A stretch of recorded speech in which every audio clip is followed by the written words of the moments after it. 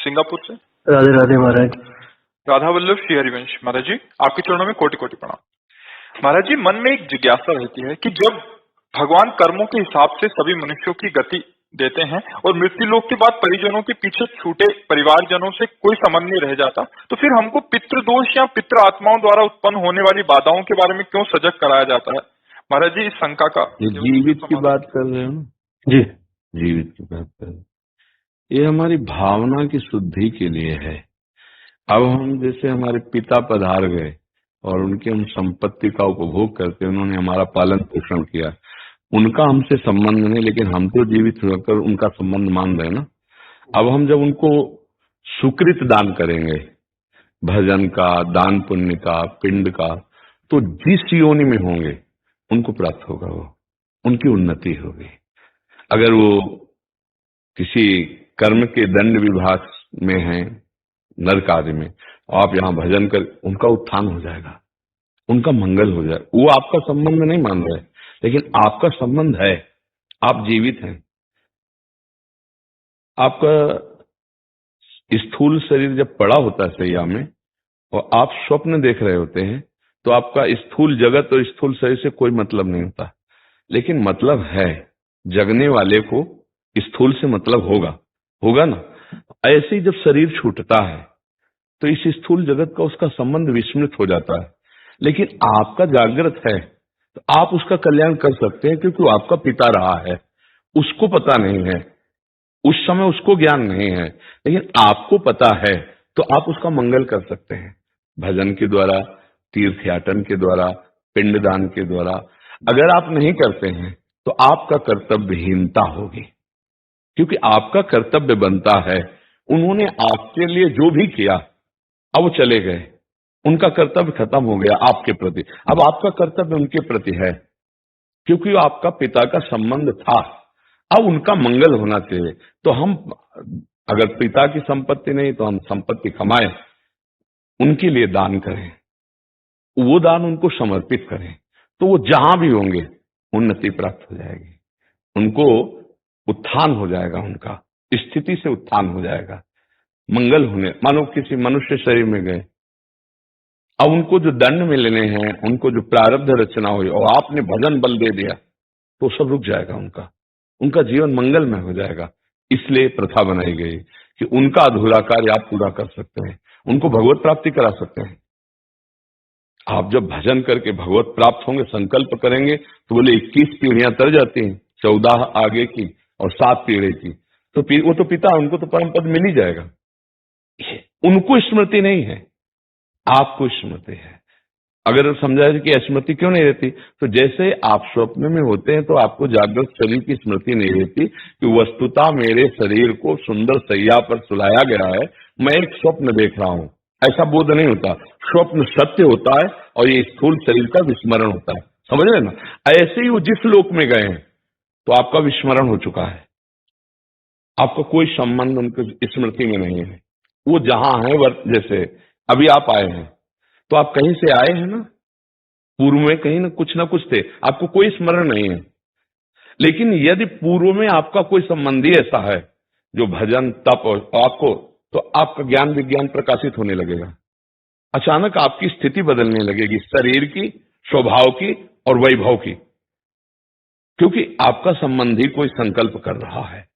इसीलिए जब कोई भगवान का भक्त पैदा होता है तो जो पितर अन्य लोकों में होते हैं उनका परम मंगल होना निश्चित हो जाता है, तो वो कुल धन्य माना जाता है कि वो धन्य होगा। सो कुल धन्य उमा सुन जगत पूज्य सुपनीत, क्योंकि सतरत सा लोकांतार्य थे।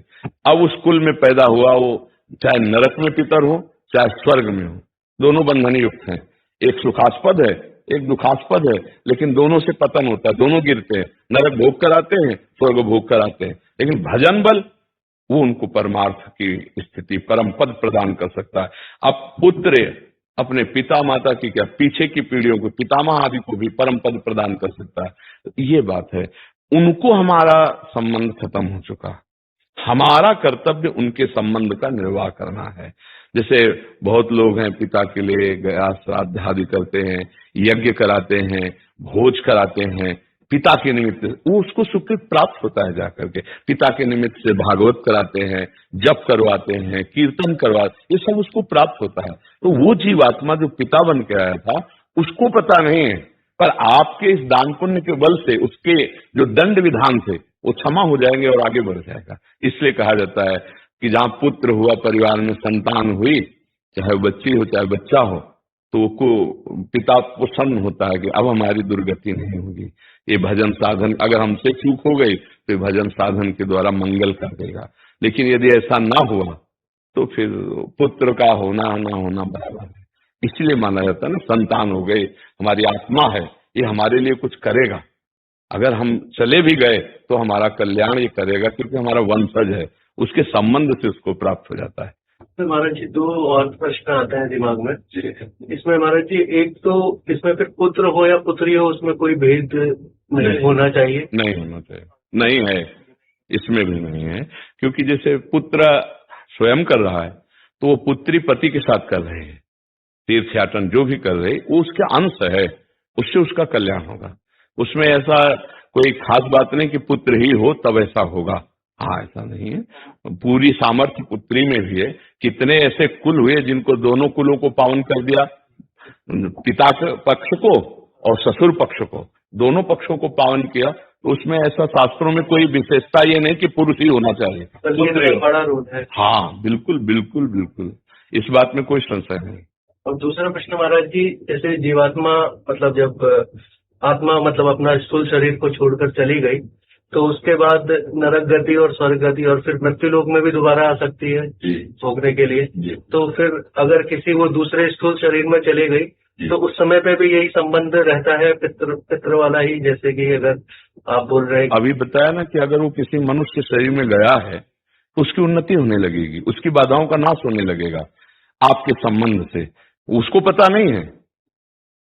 जैसे हम किसी के नाम पैसा ट्रांसफर करें और अपना परिचय हम ना दें और वहां तक पैसा पहुंच जाए तो धनी तो हो ही जाएगा ना। तो उसको पता नहीं, लेकिन आपको तो पता है ना कि मेरा जनक मेरा पिता है, अब जहां भी होगा उसको सुख पहुंचेगा, वो किसी भी योनि में हो।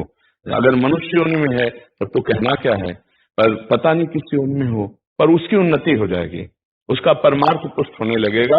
उस जैसे कुत्ता है, एक कुत्ता है गलियों में मारा घूमता है, एक है गाड़ी में सुख पूर्वक घूमता है, और एक है भक्तों के पास भी रहता है, भक्त परिवार है, नाम कीर्तन कर रहे हैं, मतलब एक है धाम में बात करता है।